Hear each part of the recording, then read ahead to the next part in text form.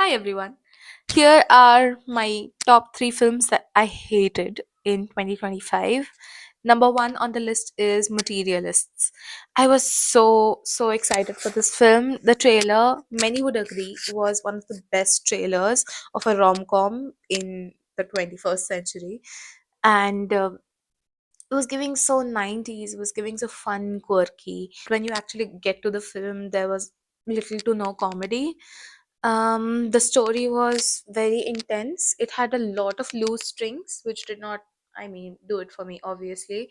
And I feel like the final resolution or something that we look forward to did not really happen. The problem was I didn't see enough number of vices in Pedro's character to leave him, and enough number of virtues in Chris's character in that anybody would choose him. And the final resolution of the film was very disbalanced with a lot of loose strings.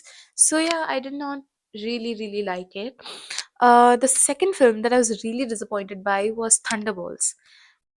And this is my message to Marvel, that trying to create films with none of the primary characters that you started off with. So, and you're trying to introduce them into the Marvel universe, it's better off not to introduce them as the new Avengers, which was like a big blunder at your end, because they're nothing like the original Avengers. They were like super intelligent, super powered beings, and these are ordinary human beings who have been trained or honed the skill. So I think you missed that. Thunderbolts was a good enough title, and if it was the name of the group, that would have been nice too. Other than that, it was a bit of a disappointment because I think this trope has been used for a really long time, that we can stop evil with the power of love. I was hoping for something more concrete, but I guess these new Avengers don't have a lot of concrete to offer. So, yeah. Last film that I did not really like is Regretting You. I have read the book. I don't really enjoy Colleen Hoover's literature, but I watched it with like completely unbiased because I really love the actors. But somehow I just feel like the adaptation was exactly how I expected it to be, because it was a whole lot of nothing happening.